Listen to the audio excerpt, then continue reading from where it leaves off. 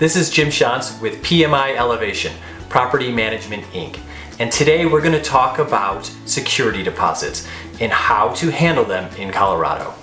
In Colorado, security deposits are due within 30 days after a tenant vacates a unit. There's several triggering events that could happen. We'll show you those here about when a tenant is triggered and what starts that 30 days. Colorado law says 30 days unless your lease says up to 60. So if you write in a clause that's saying you have 60 days, then you're able to get 60 days on that lease. So if you are drafting your leases as well, make sure that clause is in there to give you a little bit more time. Most tenants are fine with that, and we typically refund before that, but it's nice to have that buffer if we need it. So what are you going to need to include with your security deposit refund check? You're going to need to include a written statement of withholdings, what you've held back from the security deposit refund. Remember, the security deposit isn't your funds, it's the tenant's funds. And so you are returning that to them minus any expenses and deductions.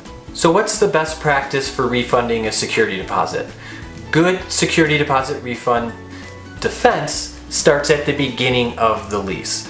When you are moving a tenant into the property, it's best that you take hundreds of photos. At PMI Elevation, we take over 300 photos minimum, likely more, of the property before a tenant moves in. We also use an online application which we forward to the tenant for them to document any damage. So essentially, if the damage wasn't documented up front, it wasn't there. So we have photos, we have a written report that we do, and we have the tenant application in which they will mark down any type of damage was there when they moved in. So we take all of that beginning documentation when the tenant moves in or before they move in, ideally, and then compare that to the property condition when they move out. We also note in our leases that cleaning of the property is not normal wear and tear. So therefore, if they leave it dirty when it was clean when they moved in, that's something we could have as damages and withhold when we hire cleaners to clean out the unit. Where you can get yourself into some trouble is if you try to withhold more money for damages that really weren't the tenant's damages, or they were normal wear and tear. Normal wear and tear are just things that happen. Normal living, you're going to get scuffs on the floor, but you're not going to get deep gouges. So there's differences. You're going to have maybe some marking on the carpet, but you're not going to have big stains. So those kind of things you differentiate between the two. A word of caution is to not withhold more than you're owed from the tenant.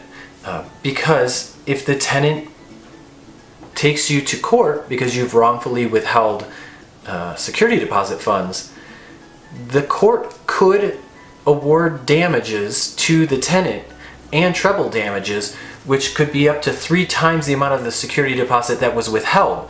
So essentially, if you have 1 month's rent and your rent's $2,000 and you withheld $2,000 security deposit, the judge could essentially award the tenant $6,000 worth of damages. So a word of caution is if you do withhold security deposits, make sure you have documentation to support that withholding. If you cleaned yourself, hire a cleaner, because then you'll have an invoice and a cost to you as a landlord. You'll know what that cost is. You can submit that as damages. Or if they damaged something or you had to repaint a room, hire a painter to do that. So that way you have a written report, an expense from a third party on what your actual damages were. So how do you mitigate that risk? Essentially, it goes back to what I said at the beginning. You take great photos of the unit. Take 300 plus photos, minimum. And if it's a larger property, you're going to take more. Make sure you get every square inch of that property in pictures. Document it. Have the tenant document it on their end. That way, if you do have to do damages later, you'll have the before pictures, you compare to them the after pictures. It'll be easy to take in front of a judge if it comes down to that, and you can fight your case. So hopefully this helped you with security deposits. This is one of the biggest sticking points when people self-manage, and even for experienced property managers to defend. You really are the steward of someone else's money.